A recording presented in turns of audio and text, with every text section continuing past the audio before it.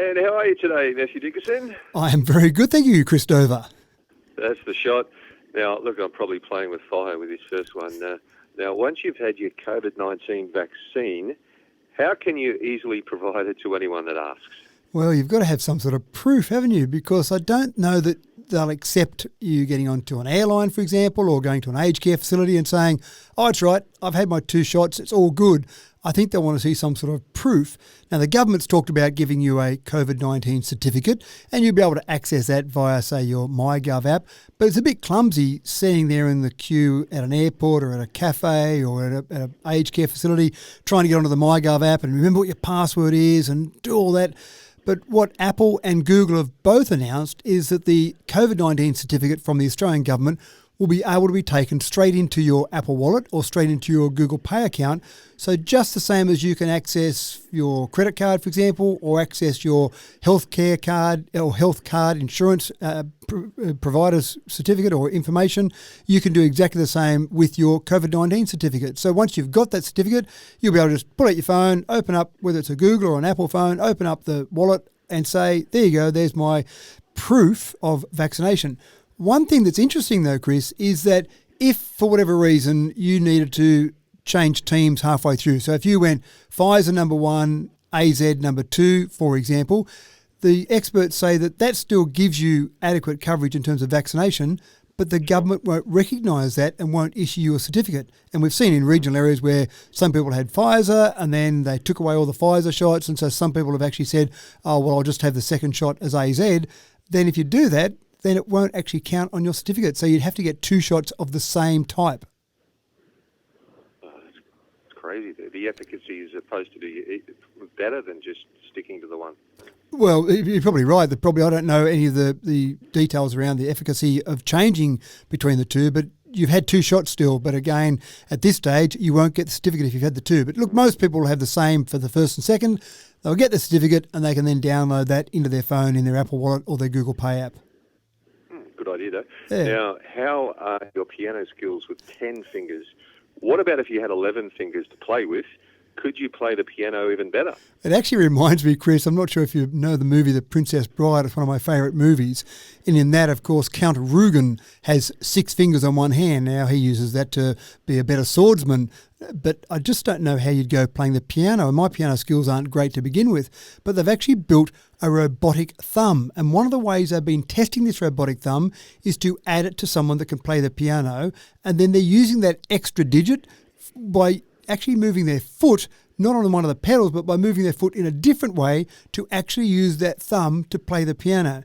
Now, we're not actually doing this for some reason to be able to play Beethoven's Fifth in some different way.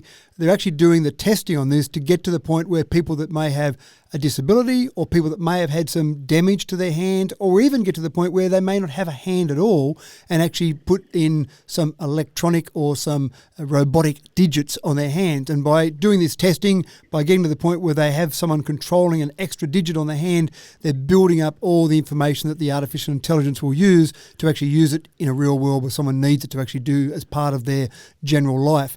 I do like the idea of the extra finger though. You know, I might be able to hold a book a bit easier and flick pages if I did that, if I held a book, but I reckon I could hold 2 mobile phones and scroll through 2 mobile phones a bit easier. But piano playing, I don't know that would help my piano playing, Chris. I think it'd need more than an extra digit to help that. Yeah, I've never done the piano either. Now, we're not even at the end of winter, but the focus is turning to bushfires. There's a new app, and that'll tell Aussies how at risk their house is of a bushfire. Yeah, that's right. And it is interesting, isn't it? We had the Black Summer bushfires at the end of 2019, the beginning of 20. They were devastating across so much of our land.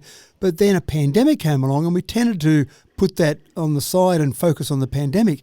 Well, the Bushfire Building Council of Australia has got an app, and that allows homeowners to gauge how at risk they are. Now, there's 2 things that you do with that. The first thing is you put in your address, and obviously your address has a big bearing on your bushfire risk. If you're in the middle of Sydney in a concrete jungle, probably not a chance of a big bushfire incident there. But if you're living in a regional area, lots of trees, beautiful outlook and a wonderful nature view, you may be more at risk.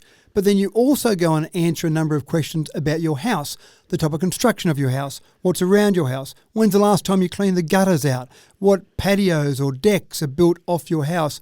And it feeds all that information in along with your address and then gives you a star rating. And that star rating is from 1 to 5, and it will tell you your risk of bushfire or having a major bushfire affect your home. The good news is you might have a low star rating and you go, oh no, that's devastating. I'm just going to have to wait around until one day a bushfire gets my home. But it will also give you tips on how to actually help your bushfire rating. Some of those aren't going to be that practical. If you had a house that had a fibro outside, it's going to be more likely to be impacted by a bushfire than, say, a brick house. But just things like what's sitting around your house. Do you have some kayaks or materials or a lawnmower sitting out by the side of the house that can obviously catch on fire quite easily if you've got some embers that come along and hit near your house. So it gives you lots of tips about things to do around your home to reduce the risk of bushfire. So good idea. It is a good idea. Now, if you're a little uncomfortable with the idea of an electric plane, how do you feel about a solar plane? I understand the US Navy is developing a solar-powered plane that can fly for 90 days. Well, just be careful of those cloudy days, though, Matthew. It does sound a bit scary, doesn't it? The concept sounds great. Look, we can put this plane up in the air. It doesn't need to refuel. It's got solar panels. A couple of cloudy days in a row, you might be getting a little bit scared about whether it's going to keep going. But the limitation before, there was a previous solar plane that they had, a couple of companies were doing some work on. It was called the Solar Impulse. Now, the Solar Impulse did some tests and had some experiments running, and it was actually quite successful. It couldn't fly for 90 days, though, because it actually had pilots on board, and pilots didn't really want to stay up in the air for 90 days. This new solar plane, which is being built by a US-Spanish aerospace firm, Skydweller Aero, they have no pilot on board, and that gives them a couple of advantages. First of all, you don't have to worry about someone being up in the air for 90 days wanting to come back down on the ground. But second of all, the weight you save from not having a person in there or a couple of people in there, you can actually put into extra batteries and extra controls or extra information in there. So one of the things that will be used for is, for example, communication relays or maybe camera surveillance. So you can have extra equipment up there that you can use. So it's quite interesting. The Navy's developing this mainly for relaying communication. So if you've got ships out at sea for long periods of time, mainly their communication has been via satellite. Satellites sit at 36,000 kilometres above the Earth. That introduces some latency and some issues there. These planes will fly much lower, obviously, and so they'll be able to have better communications. The wingspan on this plane is 72 metres, and that's mainly to cover it in solar panels. But the long wingspan also gives it the ability to stay up in the air at slower speeds. So you don't need it to get from A to B quickly. You're just trying to keep it around in one area. There was some experimentation done by a few companies with something similar to this, where they were trying to provide 5G and 4G mobile phone services to areas that were pretty hard to get into and that didn't have any telecommunications infrastructure on the ground. So I can see lots of uses for a plane like this, but it does kind of get you a little bit concerned, doesn't it, when you say we're taking off that plane with no one on board and it's going to stay up there for 90 days. Yeah. Now, the US is working on ways to create a Bitcoin tax, Matthew.